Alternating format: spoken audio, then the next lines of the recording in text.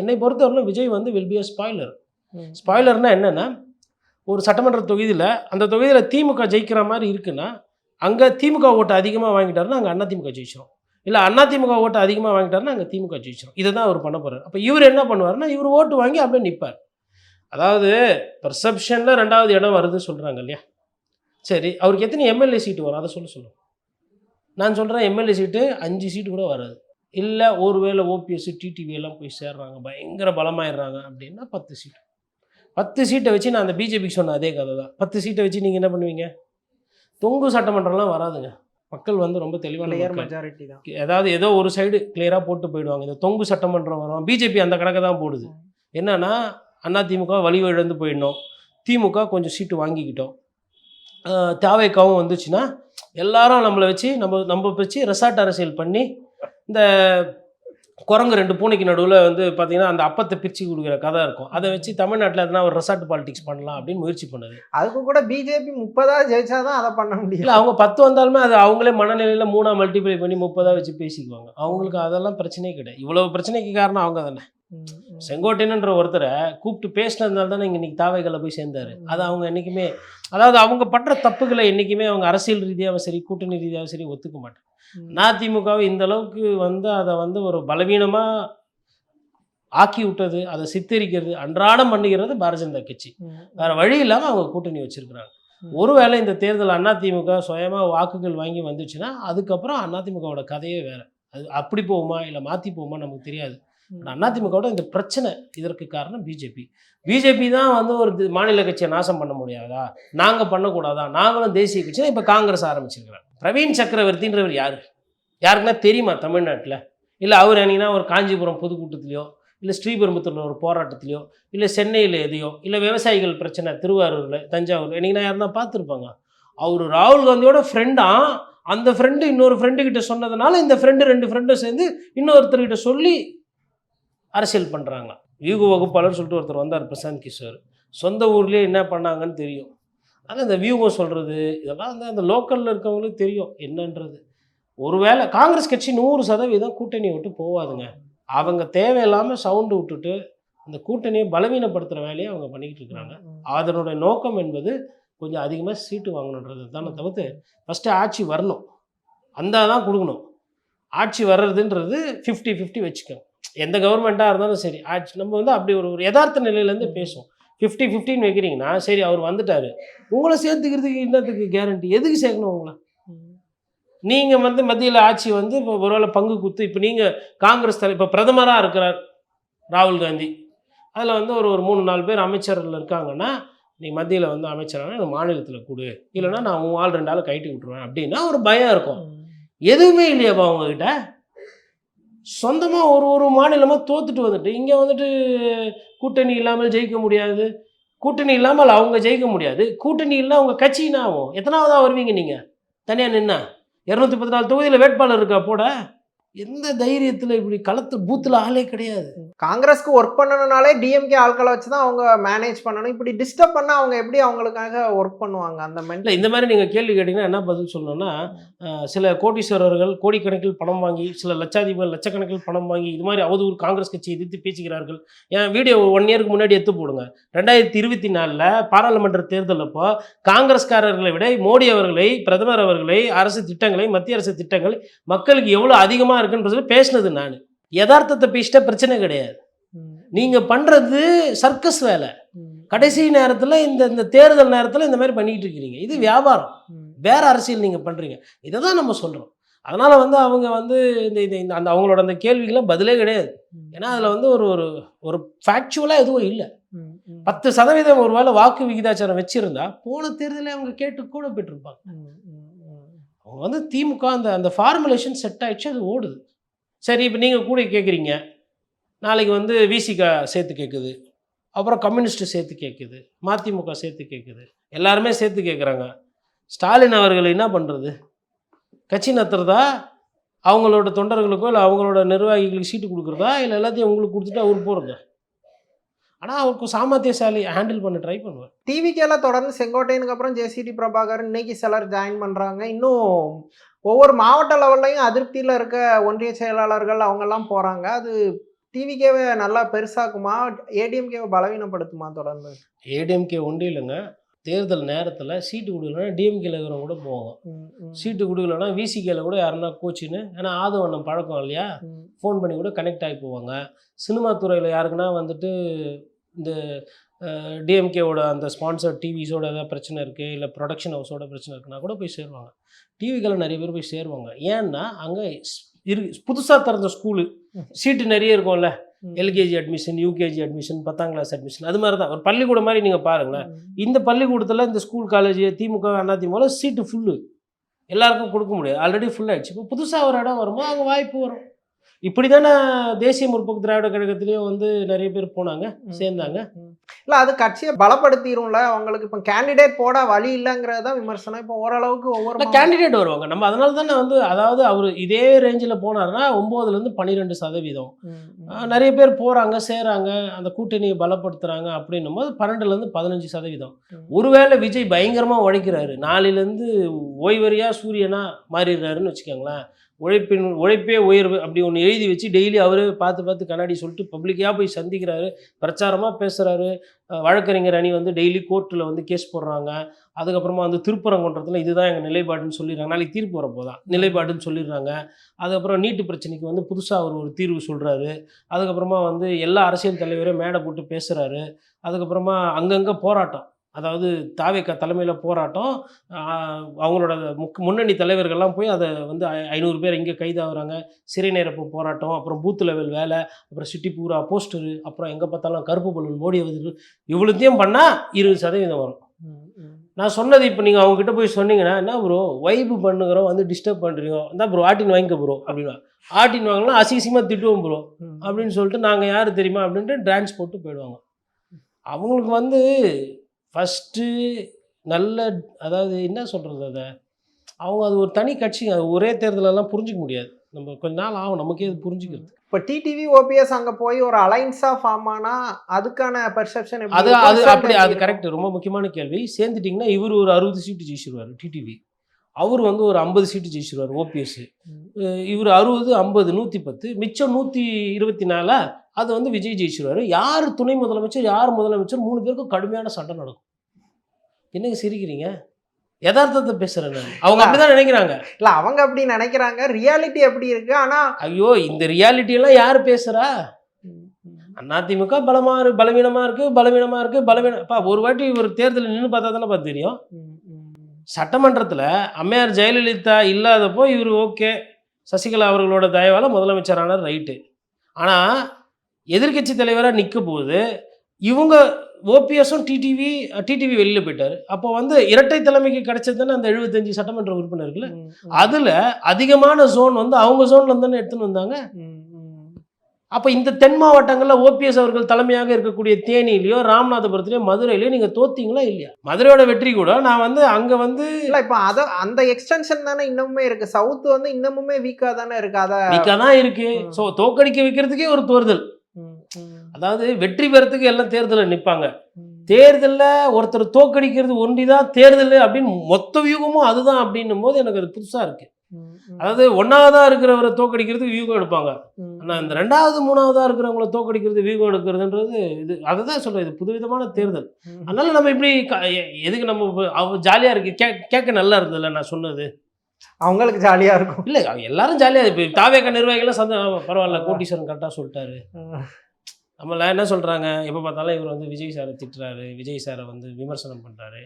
பாராட்டுற மாதிரி அவர் என்ன பண்ணார், நான் அப்போ பாராட்டுறேன். படத்தில் நடிச்சதுக்கு நான் காசு கொடுத்து படம் பார்க்குறேன், கண்டிப்பாக பார்ப்பேன். அவர் எனக்கு பிடிக்கும், நடிகராக அவர் எனக்கு பிடிக்கும்.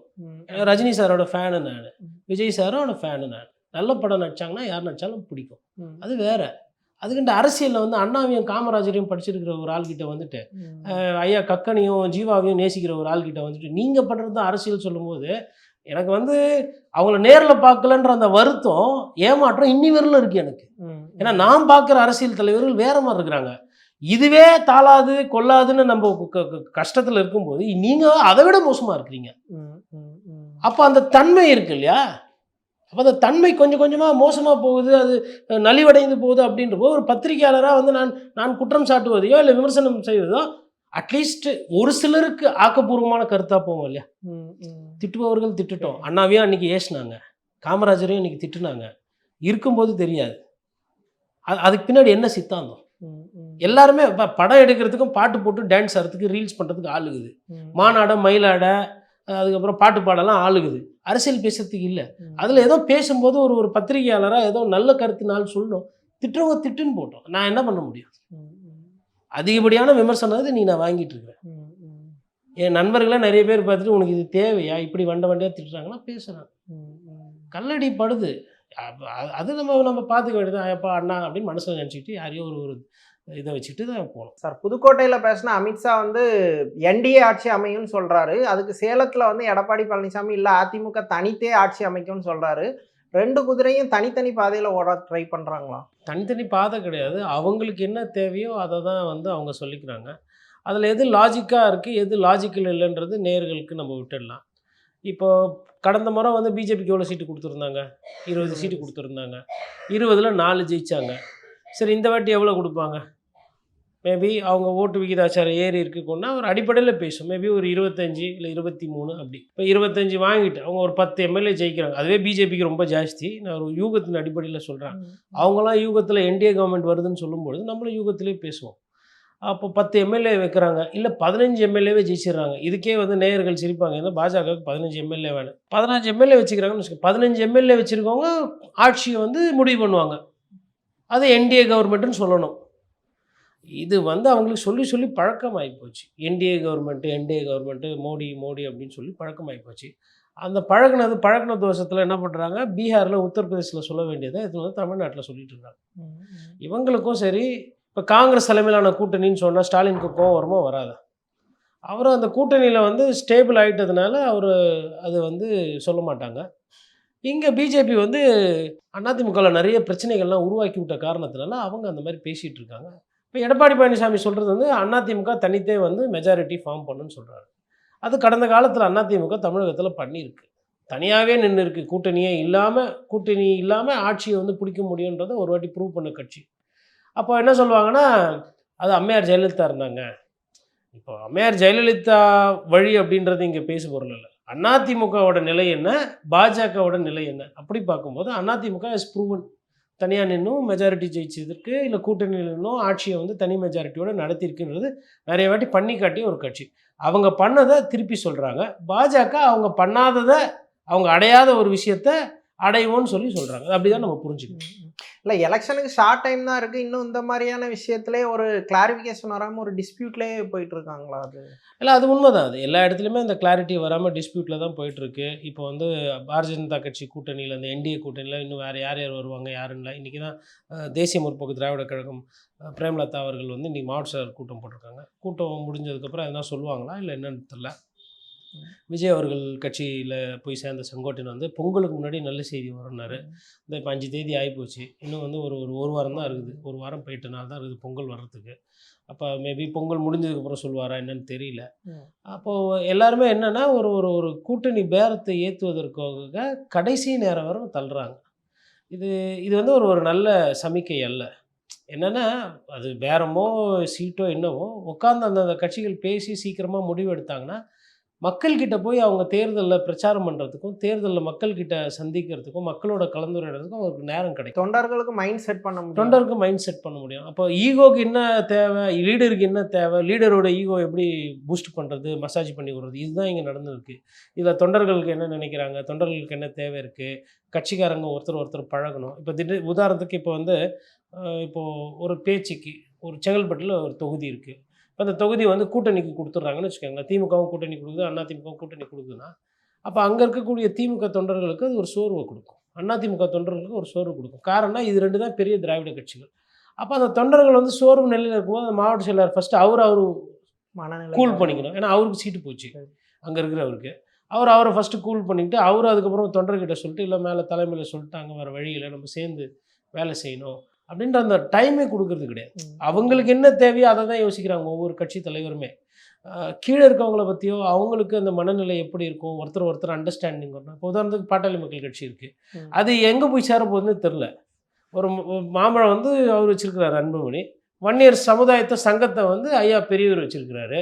இங்கிட்டு ஒரு 2 வாழ்த்து, அங்கிட்டு ஒரு 2 வாழ்த்து, அங்கே ஒரு 2 திட்டு, இங்கே ஒரு 2 திட்டு. அப்போ இவர்கள் வந்து என்ன பண்ண போகிறாங்கன்றது தெரியல. இதில் வந்து என்ன கொள்கையை வச்சு யாரை எதிர்க்க போகிறாங்க, யாருக்கு ஆதரவு, நிலைப்பாடு எடுக்க முடியும். பெரிய கட்சி அப்படின்னா அப்போது நான் என்ன பண்ணணும்னு நினைக்கிறேன்னா, எல்லாருமே வந்து அந்த கடைசி நேரம் வரும். முந்தைய காலத்தில் இந்த மாதிரி கிடையாது. முந்தைய காலத்துலேயே அப்படி கிடையாதுன்னா, அம்மையார் ஜெயலலிதா காலத்தில் வந்து என்னென்னா, கூட்டணின்றது அவங்க முடிவு பண்ணிட்டு அவங்க ஒரு ஸ்டாண்ட் எடுத்திருப்பாங்க. வந்தாவா வராகட்டி போக சொல்லிட்டு அவங்க வேட்பாளர் பட்டியலே வெளியிட்டுருவாங்க. அப்போ வேட்பாளர் பட்டியலை வெளியிட்டுருவாங்கன்னும் போது அது வேற ஒரு சிந்தனை. பட் இப்போ அதிமுக என்னென்னா, வேட்பாளர்களுக்கு நேர்முகத்தை வந்து 9ஆம் தேதியிலேருந்து வச்சுருக்கிறாங்க. 2 விஷயம் அவங்க ஃபாஸ்ட்டாக பண்ணியிருக்காங்க அதிமுகவை பொறுத்தவரை. ஒன்று வேட்பு மனு வாங்குறது வேட்பாளர்கள்கிட்ட. அதுக்கப்புறம் 9ஆம் தேதியிலேருந்து அந்த இது பண்ணுறாங்க. அதுக்கப்புறம் அந்த எழுச்சி பயணம்னு சொல்லிட்டு அந்த பஸ் எடுத்துன்னு ஒரு 180 தொகுதி வந்து எடப்பாடி பழனிசாமி முடிச்சுட்டு வந்துட்டார் முதற்கட்டமாக. ஸோ இது 2 இருக்குது. ஆனால் கூட்டணியை பொறுத்தவரை அங்கே ஒரு தொய்வு இருக்குது. திமுகவை பொறுத்தவரையிலும் பார்த்திங்கன்னா, அரசாங்கத்தில் இருக்கிற காரணத்தினால முதலமைச்சர் வந்து இந்த திட்டங்கள் மூலிமா அதிகமாக கவனம் செலுத்துகிறாரு. இன்றைக்கி கூட லேப்டாப்பு திட்டம் ஆரம்பிக்கிறாரு. நேற்று வந்து ஓல்டு பென்ஷன் ஸ்கீமா இல்லை அஷ்யூர்டு பென்ஷன் ஸ்கீமான்னு சொல்லிட்டு அதுக்கு ஒரு ஓரளவுக்கு ஒரு தீர்வு கன்வின்சிங்காக ஒரு தீர்வு ஒன்று ஓரளவுக்கு கொடுத்துருக்குறாரு. அதுக்கப்புறம் அவங்க மாநாடு போடுறாங்க. அப்புறம் உதயநிதி ஸ்டாலின் அவர்கள் இப்போ பிரச்சாரத்தை வந்து கிட்டத்தட்ட அதிமுக எதிர்ப்புன்றதுல உதயநிதி ஸ்டாலின் கூர்மைப்படுத்துகிறாரு. அதே மாதிரி எடப்பாடி பழனிசாமி அவர்களும் திமுகவுக்கு தான் இப்போ பதில் சொல்கிறார். விஜய் வந்து பற்றி பேசுகிறதோ கொள்றதோ கிடையாது. ஸோ விஜய் வந்து 2 திராவிட கட்சிகளும் கடந்து போகிறாங்க. பட் அதை தாண்டி திமுகலேயும் அங்கே ஒரு பிரச்சனைனா இந்த காங்கிரஸ் கட்சி அங்கே கூப்பிட்றாங்க, இங்கே கூப்பிட்றாங்க. அந்த ஒரு பாட்டு ஒன்று வரும் ரேவதியில், என்ன மானமுள்ள பொண்ணுன்னு மதுரையில் கூப்பிட்டாங்க, சிங்கப்பூரில் கூப்பிட்டாங்க, அங்கே கூப்பிட்டாங்க. இன்றைக்கி கூட வந்து பார்த்திங்கன்னா இப்போ காலையிலேருந்து திருப்பி அது ஒரு அதாவது மக்கள் பிரச்சனை பேச வேண்டிய நேரம் இது. இந்த நேரத்தில் வந்து நாங்கள் வந்து கூட்டணி இல்லாமல் யாரும் ஆட்சி அமைக்க முடியாது அப்படி இப்படின்லாம் இப்போ பேசிடுறாரு. இது பேச்சு எங்கேருந்து வருதுன்னா, தாவேக்காவால் விஜய் அவர்களால் கொடுக்கக்கூடிய அந்த தைரியத்தினால் வர பேச்சு. இதெல்லாம் வந்து என்ன ஆகும்னா, மக்கள் பிரச்சனை காங்கிரஸ் ஆல்ரெடி பேசுறது கிடையாது. மக்கள் பிரச்சனை பேசாமல் இப்படியே உருட்டிக்கிட்டு திமுக வந்து எங்களை மீறி போக முடியாது, இது பண்ண முடியாது. இது எதுக்குன்னா, கூட்டணி விட்டுலாம் போக மாட்டாங்க, பேரம் பேசுறதுக்கு தான். நான் என்ன சொல்கிறேன்னா, இப்போது சரி, இப்போ இவங்களுக்கு என்ன வேணும்? ஆட்சியில் அதிகாரம், ஆட்சியில் பங்கு, ரைட்டு. ஃபஸ்ட்டு ஜெயிக்கணும்ல. ஒருவேளை நீங்கள் அதிகமான சீட்டு வாங்கி நீங்கள் தோற்று போயிட்டு நேரோ மார்ஜினில் போயிடுச்சு, வேறு ஒரு கவர்மெண்ட் வந்துச்சு, அப்போ என்ன பண்ணுவீங்க? ஃபஸ்ட்டு சரி. 2வது உங்களுக்கு என்ன ஆப்ஷன் இருக்குது? அதிமுகவில் போய் சேர போகிறீங்களா? வாய்ப்பே கிடையாது. ஏன்னா பிஜேபி இருக்காங்க. ஸோ இருக்கிற ஒரே ஆப்ஷன் தாவேக்கா. இங்கே வந்து ஒரு 25 சீட்டோ இல்லை 30 சீட்டோ தராங்கன்னா, அதில் வந்து குறைஞ்சது ஒரு 15லேருந்து 20 சீட்டு ஜெயிக்கிற அந்த கெப்பாசிட்டி அந்த கட்சிக்கும் இருக்குது. கூட்டணி வலிமையில் அவங்க தள்ளின்னு வருவாங்க. நீங்கள் போய் 70 சீட்டு வாங்குறீங்க, எங்கே விஜய்கிட்ட எத்தனை சீட்டு ஜெயிப்பீங்க?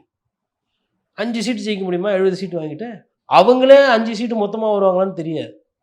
அப்போ அதாவது ஆசை என்பது ஓகே, உழைக்காமலே பேராசைப்படுறது இப்போ ஒரு மாடர்ன் ட்ரெண்டாக இருக்குது. அதான் 2 தேசிய கட்சிகளும் தங்கள் லெவலை மீறி ஓவராக எக்ஸ்ட்ரீம் பண்ணுறாங்களா? அந்த லெவலை மீறின்லாம் அது சாதாரண வார்த்தை. அவங்க பண்ணுறது அபாண்டம்.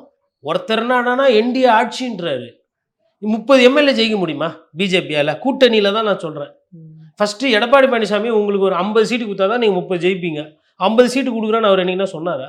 2 திராவிட கட்சிகளும் 160லேருந்து 170 சீட்டு நிற்கணுன்றதுல உறுதியாக இருக்கிறாங்க. திமுகவும் சரி, அதிமுகவும் சரி. அப்படி இருக்கும்போது உங்களுக்கெல்லாம் எங்கேருந்து சீட்டே கொடுக்குறது கஷ்டமாக இருக்குது, அதுக்கப்புறம் எங்கேருந்து ஆட்சியில் பங்கு கொடுக்குறது? இல்லாததெல்லாம் புதுசு வைக்கிறீங்க. கூட்டணின்ற ஒரு விஷயத்த வந்ததுனால அவங்களுக்கு ஆட்சி கிடைக்குது, உங்களுக்கு எம்எல்ஏ கிடைக்குது. இல்லைன்னா நீங்கள் எம்எல்ஏ ஆவீங்களா? தனியாக என்ன உங்களை யாருன்னா கை சின்னத்தையும் தாமரையும் பார்த்து தமிழ்நாட்டில் தேடி எங்கன்னா ஓட்டு போடுற பொதுமக்கள் எத்தனை பேர் இருக்கிறாங்க? இல்லை அப்படி ஜெயிக்கிற கில்லேடி எத்தனை பேர் இருக்கிறாங்க உங்கள் கட்சியில்? சும்மா அதாவது எனக்கு என்ன இந்த தேசிய கட்சிகள் மீது ஒரு விமர்சனம் என்றால், அந்த சக்திக்கு மீறின சீட்டு கேட்குறது ஒன்றும் கிடையாது. இப்போ இந்த நேரம் வந்து ஒவ்வொரு கட்சியும் வந்து அவங்களோட வந்து மக்கள்கிட்ட போய் சந்திக்கிறதோ, மாநாடு போடுறதோ, இல்லை பிரச்சாரம் பண்ணுறதோ, தலைவர்கள் போய் மக்கள்கிட்ட சந்திக்கிறோம். ஏன்னா நேரம் வந்து ரொம்ப குறைவாக இருக்குது. இவங்க எல்லாமே 5 வருஷத்துக்கு ஒரு வாட்டி தான் மக்களை வந்து பார்க்குறாங்க. நான் என்ன நடக்கணுன்றது நான் என்னோட அபிமானத்தில் இல்லை என்னோடய பார்வையில் நான் என்ன நினைக்கிறேன்னா, ஒரு இடம் போனோம், அங்கே இருக்க மக்கள் என்ன பண்ணுவாங்க, ஜக்கில் தண்ணியை பிடிச்சி கொடுப்பாங்க. இந்தப்பா இந்த தண்ணி தான் எங்களுக்கு வருது, இந்த தண்ணிக்கு தான் நாங்கள் வந்து தண்ணி வரி கட்டுறோம், இது நியாயமா அப்படின்னு கேட்பாங்க. அப்புறம் இன்னொரு இடத்துல ஒருத்தர் போவார். அப்போ வந்து அந்த பிரச்சாரம் பண்ணும்போது பார்த்தா ஒரு 30 நாய் போன்னு கத்தின்னு ஓடும். அப்போ அங்கே இருக்கிற யாருன்னா ஒரு இளைஞர், பார்த்துக்க இப்படி தான் இருக்குது, கார்பரேஷனில் சொல்லி இவ்வளோ நாள் ஆச்சு, முனிசிபாலிட்டியில் நகராட்சியில் சொல்லி இந்த நாய்ங்க வந்து பிடிச்சி பிடுங்குதுங்க அப்படின்னும் போது இதெல்லாம் நடக்கும். அதேமாதிரி ஒரு சில இடத்துல பார்த்திங்கன்னா வேட்பாளர் என்ன பண்ணுவாங்க, குழந்தைங்க நல்லா சோப் போட்டு குளிப்பாட்டுவாங்க, டீ ஆற்றுவாங்க, அப்புறம் தோசை சுடுவாங்க, அப்புறம் துணி துவச்சி கொடுப்பாங்க. இதெல்லாம் நல்லா இருக்குல்ல. மக்களை குஷிப்படுத்துகிற வேலை. நான் ஒரு பத்திரிகையாளனா இதை தானே எதிர்பார்க்கணும். இது இந்த தேசிய கட்சிகளால் தள்ளி போகுது. அந்த சைடு என்னென்னா எடப்பாடி பழனிசாமி கத்தம் முடிஞ்சது தான், ஓபிஎஸ் கதை முடிஞ்சிச்சின்னு சொல்லிட்டு இருக்கிறாரு. திருப்பி அதை புஷ் பண்ணுறது. இப்போ எனக்கு வந்த தகவல் எந்த அளவுக்கு உண்மைன்னு தெரியல. இபிஎஸ் கிட்டத்தட்ட கோச்சின்னு தான் சேலத்துக்கு போயிட்ட மாதிரி ஒரு கருத்து.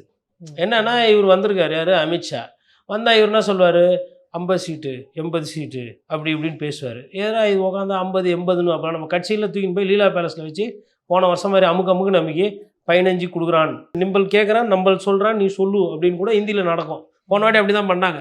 அந்த மாதிரி எதனா பிளான் வச்சுருக்காரா லாஸ்ட் மினிட்ல அப்படின்னு தெரியாது. இங்கே வந்தால் அவரை கூட்டின்னு வரேன், இவரை கூட்டின்னு வரேன், அது இது சொன்னது எதிர்பார்த்தது. இவங்க இந்த ஊழல் எதிர்த்து இது பண்ணுவாங்க, கொல்லுவாங்க, சட்டத்துக்கு முன்னாடி நிறுத்துவாங்க அப்படின்ற மாதிரி தான் பாஜக கிட்ட எதிர்பார்த்தது. ஆனால் பிஜேபி என்ன பண்ணுது, என்டிஏ தலைமையில் கூட்டணி. கதை அப்படி போதா, நான் சேலத்துக்கு போகிறேன் அப்படின்னு சொல்லிட்டு அவர் வண்டி எடுத்துன்னு பஸ் எடுத்துன்னு கிளம்பிட்டார். இப்போ இவங்க முடிச்சதுக்கப்புறம் அவர் இங்கே வருவார், வந்துட்டு அவர் நேர்காணல். இது இங்கே நடக்குது. எடப்பாடி பழனிசாமி ஒரு சுழுவு கிடையாது, லேஸ்பட்ட ஆள் கிடையாது. அமித்ஷா வந்தால் வந்துன்னு போட்டேன், எனக்குண்ணா நான் கொடுக்க போகிறது 20 சீட்டு, அதுக்கு ஷா வந்தான்னா ஜின்பிங் வந்தால் என்ன, 20 சீட்டு தான். ஆனால் இந்த 20-25 சீட்டுக்கு தான் என்டிஏ அரசாங்கம். இவர் பேர் சொல்ல மாட்டார். சரி நீ சொல்லாதான் நான் வரல, எனக்கு ஒன்றும் பிரச்சனை, நீங்கள் தான் கூட்டணி வச்சிங்க. அதாவது அந்த மனநிலையில் இருக்கிறார் அவர். இந்த சைடு மாணிக்கம் தாக்கூர் போன்றவர்கள் அவங்கெல்லாம் என்ன நினைக்கிறாங்க, வேணுகோபால்லாம் நம்ம எம்மாம் பெரிய கட்சி, அறிவாலயமே இன்றைக்கி நம்ம போட்டு வச்ச இதில் தான் அவங்க அப்படியே ஆட்சிக்கு திருப்பி மனசாட்சியோடு தொட்டு சொல்லுங்கள். போன முறை நீங்கள் இல்லைன்னா அதே இடத்துல காங்கிரஸ் பெற்ற சீட்டில் திமுக போட்டிகிட்டு இருந்ததுன்னா அதே சீட்டை அவங்க ஜெயிச்சு அவங்களே ஆயிருப்பாங்க. உங்களுக்கு கன்னியாகுமரியில் கொஞ்சம் ஓட்டு இருக்குது, அது ஏன் இருக்குன்றது நாட்டு மக்களுக்கு நல்லா தெரியும். நீங்கள் என்ன பண்ணிகிட்டு இருக்கிறீங்க அங்கன்னு, இவ்வளோ தானே. அதை தாண்டி காங்கிரஸ் பேரியக்கம், பேரியக்கம் தான். எங்கள் தாத்தா காமராஜர் இருந்தப்போ பேரியக்கம், சத்தியமூர்த்தி அவர் இருந்தப்போ பேரியக்கம். அந்த காலம் வேறு. ஒரு சட்டமன்றத்தில் விநாயகம்னு சொல்லிட்டு ஒரு எம்எல்ஏ, அவர் அண்ணா கிட்ட சொல்கிறாரு, mister Annadurai your days are numbered அப்படின்றாரு. அப்போ இவருக்கு புற்றுநோய் இருக்கிறது அப்படியே பேசு பொருளாக வருது, ரொம்ப நாள் அண்ணா இருக்க மாட்டார் அப்படின்னு பேசு பொருள் இருக்குது. அப்போ அவர் பேசுகிறாரு. அப்போது கொஞ்சம் கூட அந்த மனவேதனையோ ஒரு வருத்தமோ கிடையாது. ஏஞ்சி I know my days are numbered but my steps are மெஷர்டுன்னு சொல்கிறாரு. 2 பேரும் ஷேக்ஸ்பியர் படிச்சுக்கிறாங்க. ஐ திங்க் ஜூலியஸ் சீசரில் ஏதோ ஒரு ரெஃபரன்ஸில் வரும். அப்படியெல்லாம் இருந்து படித்து கருத்துக்கு கருத்து, வாதத்துக்கு வாதம், புள்ளி விவரத்துக்கு புள்ளி விவரம் போய் மக்கள் சந்திக்கிறது போய் இன்றைக்கி என்னென்னா ஆனவனா எக்ஸு ட்விட்டர் காலையில், ஏன்னா இவங்கெல்லாம் ஜென்சி கிட்ஸு, பத்திரிகையில் சந்தி கூட இருக்காது. காலையில் எழுந்தவொடனே பல்லு வலிக்கிட்டு ஒரு ட்வீட் 2 லைன் போட்டு விட்றது. ஏன்னா வில்லியம் வேர்ட்ஸ்வொர்த்தோட பரம்பரை நம்ம 2 லைனில் போட்டு விட்டு மொத்த அரசியலில் அதுலேயே அப்படியே கருத்து சொல்லிடுறது. மக்கள் பிரச்சனை எவ்வளோ இருக்குது. எதனா ஒரு பிரச்சனையில் மாணிக்கம் தாக்கூர் பேசியிருப்பார், இல்லை பாராளுமன்றத்தில் மாணிக்கம் தாக்கூர் பேசினது திருச்சி சிவா போலவோ, இல்லை ஆராஜா போலவோ, இல்லை கனிமொழி போலவோ எதனா வைரல் ஆச்சா? இப்போது சொந்த கட்சிக்கு எதுவுமே பண்ணுறது கிடையாது. இப்போ இங்கே கேட்குறாருல, அந்த தேர்தலே 2000 ஓட்டில் இழுத்துக்கோங்கிற ரேஞ்சுக்கு. ஆமாம், இந்த வாட்டி இழுத்துன்னு போயிடும். ஏன்னா திமுக காரங்க இதெல்லாம் பார்க்குறாங்கல்ல, தொண்டர்களும் கதை அப்படி போதா, அப்போ நீ எதுக்குப்பா ஜெயிப்ப, அப்புறம் எதனா பேசுவ, எதுக்கு அதெல்லாம் அவங்க பார்த்துக்கோங்க. அதாவது பூத்தில் உட்கார்ற அதிமுக தொண்டர்களும் பூத்தில் உட்கார திமுக தொண்டர்களும் இதெல்லாம் பார்த்துக்கிட்டு இருப்பாங்க. அதெல்லாம் லாஸ்ட் நேரத்தில் என்னென்ன பண்ண முடியுமோ. இப்போ அவருக்கு பாருங்க, அடுத்த முறை எம்பியே ஆக மாட்டார் அவர். இதெல்லாம் ஞாபகம் இருக்கும்ல மைண்டில். திருப்பி 2029 அறிவாலயத்துக்கு தானே போய் சீட்டு கேட்கணும். சரி சீட்டு நம்பர் 10 குத்துட்டீங்க, 10 வாங்கிக்கிறீங்க ஒரு பேச்சுக்கு, ஏதோ இதெல்லாம் தட்டி விடுறதுன்னு பார்ப்பாங்கல்ல. மயிலாடுதுறையில் இவங்க வழக்கறிஞர் சுதா அவர்கள் இங்கே இருக்கிறவங்க, சென்னை திருவள்ளூர் பக்கம் தான் அவங்களுக்கு பழக்கம். அவரு தூக்கின்னு போய் அங்கே போடுறீங்க, ஏன்னா உங்களுக்கு ஆள் இல்லை. அப்படி போட்டு அந்த இடத்துல ஜோதிமணியை போட்டிங்க. கரூரில் செந்தில் பாலாஜி வேலை பார்த்தாரு, அந்த சைடில் திமுக காரங்க வேலை பார்த்து எம்பி ஆனீங்க. இவர் என்ன 25,000 ஓட்டில் ஜெயிச்சார் இவர் மாணிக்கம் தாக்கூர். மாணிக்கம் தாக்கூர்னு யாருக்குமே தெரியல, என்னது தாக்கூரா அப்படின்றாங்க. இல்லைப்பா அது இப்படிப்பா அப்படிப்பா, அவர் தமிழ் ஆள் தான்ப்பா, வேஷ்டிலாம் கட்டாலும் இப்படியெல்லாம் சொல்லி தான் ஜெயிச்சார். இன்றைக்கி ஆளுக்கு இந்த சீட்டு நேரம் நெருக்கடி வந்துச்சு. முழுக்க முழுக்க விஜய் அவர்களை வைத்து ஒரு அரசியல் நடக்குது. அதனுடைய பேரத்தோட நீட்சியாக தான் நான் இது எல்லாத்தையுமே. இல்லை, காங்கிரஸில் ஒரு செட் எப்படியாவது விஜய் கூட போயிருங்க, போய் சேர்ந்துருங்க. விஜயோட பிரம்மாண்ட கட்சி எதுக்கு அங்கே இங்கே கொஞ்சம் 234 சீட்டில் என்னோட கருத்து கணக்கு கரெக்டாக இருக்கும், 80 சீட்டு கொடுப்பார் விஜய். உங்களோட சக்திக்கும் உங்களோட இதுக்கும் அந்த 80 சீட்டு நீங்கள் நின்னீங்கன்னா, நீங்கள் ஆசைப்படுறீங்கல்ல அந்த ஓட்டு விகிதாச்சாரம். இப்போ மொத்த பிரச்சனையே என்னன்னா 3% தான் காங்கிரஸுக்கு இருக்குன்னு ஒரு கருத்து கணிப்பில் சொல்லிட்டாங்களாமா. அதுதான் இப்போ பஞ்சாயத்து தான். ஏன் உங்களுக்கே தெரியாத? உங்கள் பர்சன்டேஜ் 5% கீழே இருக்குதுன்னு. ஏனீங்கன்னா உங்களை 3வது பெரிய கட்சின்னு யாருன்னா பேசி பார்த்துருக்கிறீங்களா? அரசியல்வாதியோ, பத்திரிகையாளரோ, இல்லை ஊடகவியலாளரோ, இல்லை வியூகம் சொல்லுவாரோ என்னீங்கன்னா காங்கிரஸ் தமிழ்நாட்டில் 3வது பெரிய கட்சின்னு. ஆனால் உங்களுக்கு 2வது பெரிய அங்கீகாரம் திமுக கொடுத்தது, சீட்டு எண்ணிக்கை அதிகமாக கொடுத்து. நீங்கள் அதை ஜெயிச்சு மேலே போயிருந்தீங்கன்னா ரைட்டு, நியாயம். நீங்கள் வந்து அவங்கள விட உங்கள் ஸ்ட்ரைக் ரேட் கம்மியாக தானே இருக்குது. இன்னும் பாமரர் மக்களுக்கு இல்லை நம்மளோட ஊர் கிராமத்தில் இருக்கிற சொந்தங்களுக்கு புரியுற மாதிரி சொல்லணும்னா, கை சின்ன நின்றுது அப்படின்னா ரெட்டலையில் வேலை பார்க்குறவங்க ஐயா ஜாலி அப்படின்னு போயிடுவாங்க. கையை வந்து ரெட்டலை போட்டு பார்த்துரும். தாமரை நிற்கிதுன்னா உதயசூரியனை வச்சு தாமரையை வந்து காய விட்ருன்னு சொல்லிட்டு ஐயா ஜாலி சொல்லிட்டு உதயசூரியனை ஜெயிக்க வைப்பாங்க. இதுதானே நிறைய நடந்துக்கிட்டு இருக்குது. திராவிட கட்சிகளை எதிர்த்து தேசிய கட்சிகளோ மற்ற சிறிய கட்சிகள் நிற்கும் பொழுது திராவிட கட்சிகள் வெற்றி விகிதாச்சாரம் கூட இருக்குது. இது வந்து புதுசாக நான் ஏதோ கண்டுபிடிச்சி சொல்லலை, என்னோட வசதிக்கு இது நடக்கிறத நான் சொல்கிறேன், காட்சிப்படுத்தி பேசுகிறேன். அது ஆனால் இந்த நிதர்சனமான உண்மை வந்து இவங்களுக்கு புரியுறதில்ல. என்னன்னா டெல்லியில் உட்காந்துக்கிறோம், ஹிந்தி பேசுவோம், அங்கேயே போய் உட்காந்துக்கோங்க. இங்கே மெட்ராஸில் அரசியல்ன்றது வேறு, திருநெல்வேலி அரசியல் வேறு, தூத்துக்குடி அரசியல் வேறு, கோயம்புத்தூர் அரசியல் வேறு. தமிழ்நாட்டுக்கு உண்டான அரசியல் இங்கே தமிழ்நாட்டில் இருக்கக்கூடிய பெரிய கட்சிகள் முடிவு பண்ணும். விஜய் அவர்கள் புதுசாக கடை திறந்ததுனால இது பண்ணுறாங்க. அது மேக்ஸிமம் இன்னொன்று ஒரு 30 நாள் பண்ண முடியும் இந்த ட்ராமா எல்லாம். அதுக்கப்புறமா வந்து நாங்கள் எங்கள் கூட்டணி தான் வெற்றி கூட்டணி. அது என்ன கூட்டணி சொல்லு, ஏன்னா நான் 3 மாதத்தில் ஓட்டு போடணும். சரி, தொண்டர்களை பற்றியும் யோசிக்க மாட்டீங்க, வேட்பாளரை பற்றி யோசிக்க மாட்டீங்க, கொள்கை என்ன சொல்ல மாட்டீங்க.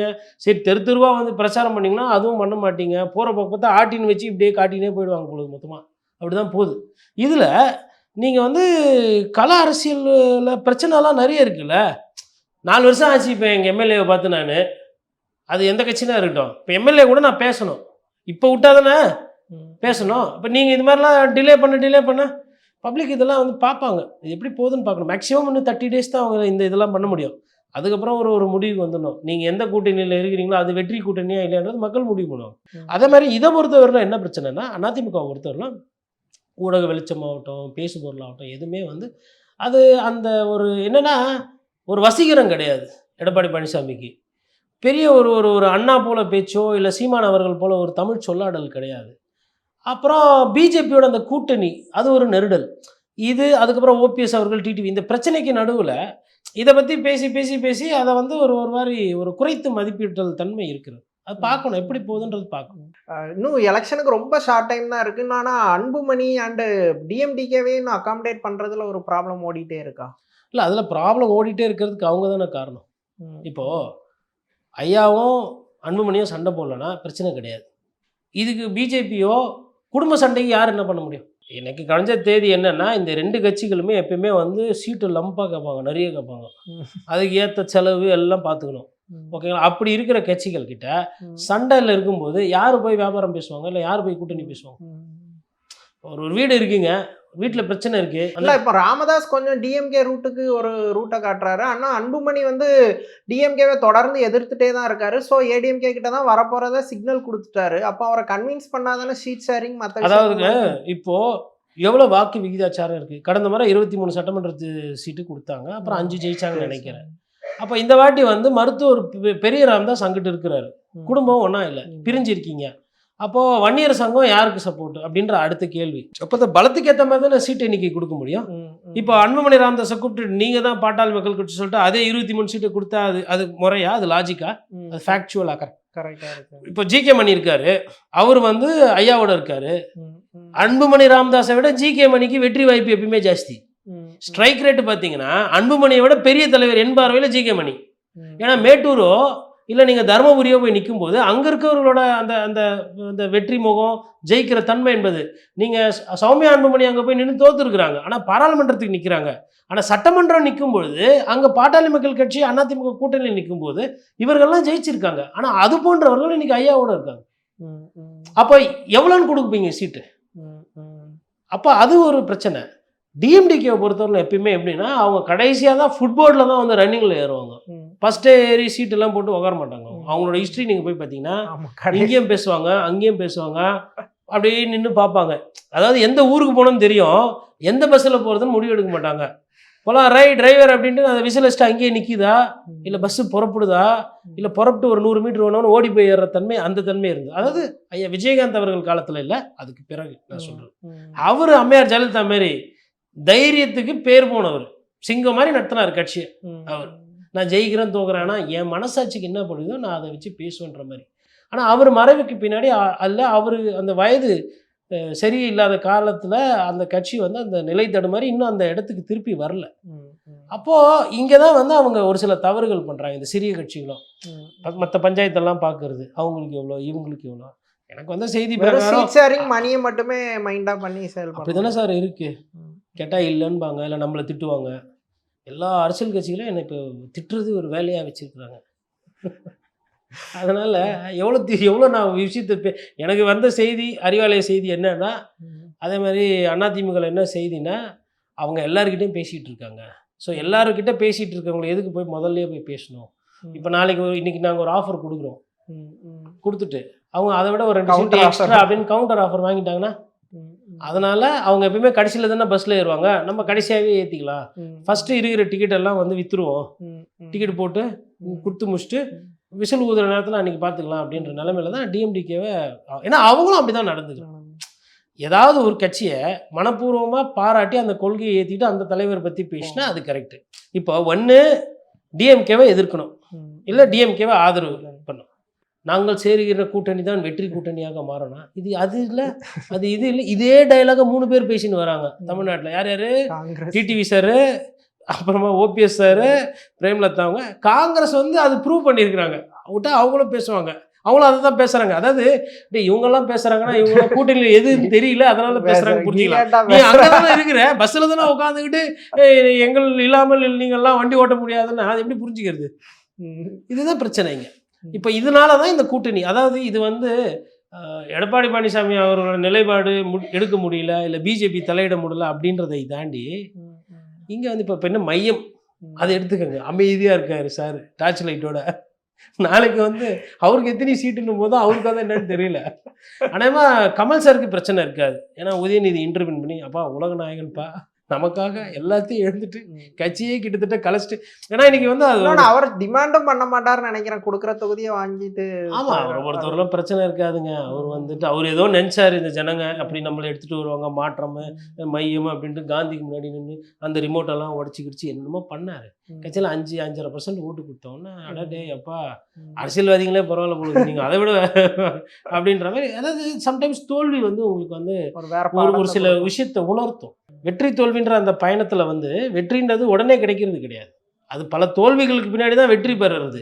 ஆனால் இவங்க எல்லாமே என்ன பண்ணுறாங்கன்னா அந்த வெற்றி பெற்றதை வேண்டி படத்தில் காட்டிட்டு விட்டுருது. அதற்கு முன்னாடி எவ்வளோ அவமானப்பட்டாங்க, எவ்வளோ கஷ்டப்பட்டாங்க. உலகநாயகன் என்ன படத்தில் உடனேவா உலகநாயகன் ஆகிட்டாரு சார். ஆனால் கூட்டணி முடிவாவில் சீட் ஷேரிங் டிசைட் ஆகல. ஏடிஎம்கே என்ன அங்கில் விருப்ப மனு வாங்கி நேர்காணலை நோக்கி போகிறாங்க. கட்சின்னு ஒன்று இருக்குது, தேர்தலில் நிற்கணும்னு ஆசை இருக்குது. 10,000க்கு 10,500 பேர் ஏதோ, அதில் ஒரு 2,800 பேர் வந்து இபிஎஸ் எங்கள் தொகுதியில் தான் நிற்கணும் அப்படின்னு சொல்லிட்டு இது பண்ணுறாங்க. அதில் ஒரு வேடிக்கை பாருங்கள். ஃபஸ்ட்டு அவங்களுக்கு ஃபஸ்ட்டு தலைவருக்கு பூசலருக்கு பணம் கட்டினோம், அதுக்கப்புறமா மாவட்ட செயலருக்கும் பணம் கட்டணும், அதுக்கப்புறமா அவங்களும் ஆசைப்படணும். இப்படி 3 டிக்கெட்டு கட்டணும். இப்போ ஒரு சில பேர் 2 இடத்துல ஆசைப்பட்றாங்கன்னா 2 இடத்துலனா 6 இடத்துக்கு கட்டணும். இதே நீங்கள் திமுக எடுத்தீங்கன்னா இன்னும் சிறப்பாக இருக்கும். அதாவது தலைவர் ஸ்டாலினுக்கு கட்டணும், அப்புறம் உதயநிதிக்கு கட்டணும், அப்புறம் அங்கே இருக்க மாவட்ட செயலருக்கு கட்டணும், அதுக்கப்புறம் அவருக்கு கட்டிக்கணும். ஒரு சிலர் பார்த்திங்கன்னா இன்னும் யாருன்னா இப்போ அமைச்சரும் இருப்பார், பிடிச்சவராக இருப்பார். இப்போ ஆராசா இருக்கார், ஆராசா நீங்கள் எடுத்துக்கிட்ட நேரு சார் இருக்கார்.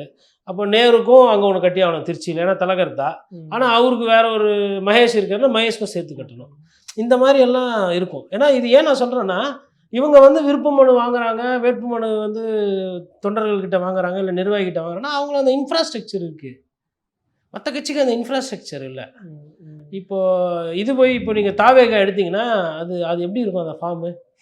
அது அப்படி இருக்கும். அது அவங்க ஒவ்வொருத்தரும் அவங்கவுங்களே கேண்டிடேட்னு சொல்லி அனௌன்ஸ் பண்ணிட்டு ஏதோ நிறைய இடத்துல இப்போ பண்ணிட்டு இருக்காங்க. இப்போ கசியப்படுற செய்தின்ற மாதிரி இப்போ உதாரணத்துக்கு ஆர்கே நகர் ஒரு பேசு பொருளாக இருக்கு. இப்போ ஆர்கே நகரில் பார்த்தீங்கன்னா இப்போ இருக்கிற சட்டமன்ற உறுப்பினர் வந்து அவருக்கு வந்து தலைமை கிட்ட கொஞ்சம் எதிர்ப்பு இருக்குது அப்படின்போது அப்போ திமுகவோட செய்தி தொடர்பாளர் வந்து அஃபீஸ்னு ஒருத்தர், அவர் பேர் அங்கே வந்து அடிபடுது. இப்போது அதேமாதிரி இப்போ வளர்மதி அவர்கள் வந்து கொளத்தூரில் போய் முதல்வரை எதிர்த்து நிற்கலாம், இல்லை அவங்க வேணால் இவங்க அப்படின்ற மாதிரி ஒரு பேசு பொருள் வருது. அப்போ ஒரு இடத்துல வந்து ஒவ்வொரு பேசு பொருள் வரும். அதாவது அனுபவமான ஒரு எடுத்துக்காட்டை நான் சொன்னேன் வளர்மதி அவர்கள். அனுபவம் இல்லாத புதுமுகமாக இருக்கக்கூடிய அஃபீஸையும் ஒரு நான் எடுத்துக்காட்டாக சொல்கிறேன். அப்போ இது எதுக்கு நம்ம சொல்கிறோம் இந்த மாதிரி அப்படின்னா, இதெல்லாம் ஒரு பேசுபொருள். அதே மாதிரி நீங்கள் தேனியில் எடுத்திங்கன்னா சின்னமனூரில் ஒருத்தர் யங்ஸ்டர் டிஎம்கேல இருக்கிறார். அவர் வந்து பார்த்திங்கன்னா ரெடியாக இருப்பாங்க. தலைமை யாருக்கு சீட்டு கொடுக்குதோ அவங்களுக்கு போய் வேலை செய்யணும். தலைமை சீட்டு கொடுக்கல அப்படின்னா மாவட்ட செயலர்கிட்டே கோரிக்கை வச்சுட்டு ஆனால் எனக்கு எதனா பண்ணி கொடுக்க சொல்லுங்க. அந்த மாதிரி அதாவது என்னென்னா ஒவ்வொரு கட்சியில் அதேமாரி திருநெல்வேலியில் ரெடியாக இருக்கிறாங்க.